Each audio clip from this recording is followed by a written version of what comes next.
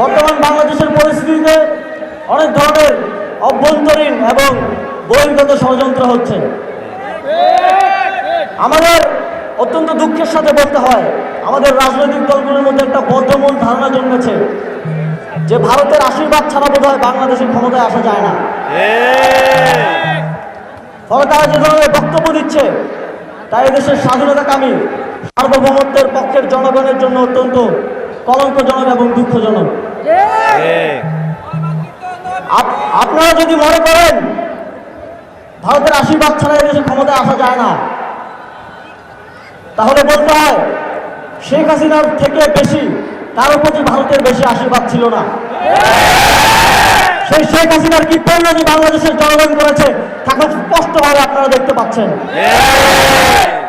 আপনারা যদি ভবিষ্যতে সে ধরনের পরিণতির সম্মুখীন হতে না চান, বাংলাদেশের জনগণের ম্যান্ডেটকে এই ক্ষমতায় আসার একমাত্র উপায় হিসেবে অবলম্বন করুন, অন্য কোনো বহিরাগত শক্তির আশীর্বাদ নয়।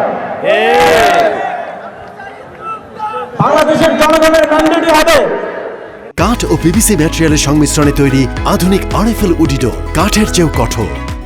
যে কোনো রাজনৈতিক দল কিংবা সরকারের ক্ষমতায় আসার একমাত্র অবলম্বন। পতিত স্বৈরাচারের সময়ে নানা কারণে কুমিল্লাকে বিভিন্নভাবে বঞ্চিত করা হতো। কুমিল্লার একটি প্রশাসনিক বিভাগ, কুমিল্লা সহ আশেপাশের জেলাগুলোর জনগণের দীর্ঘদিনের আকাঙ্ক্ষা। চট্টগ্রাম বিভাগে গিয়ে বিভাগীয় কার্যক্রম পরিচালনায় অনেক বেগ পেতে হয় এই অঞ্চলের জনগণকে, এবং সে বিষয়ে সরকার বিভিন্ন উদ্যোগও নেওয়ার প্রস্তুতি ছিল। কিন্তু আপনারা জানেন স্বৈরাচারী শেখ হাসিনা বলেছিল কুমিল্লা নামে কোনো বিভাগ হবে না। কিন্তু আমরা স্পষ্টভাবে বলতে চাই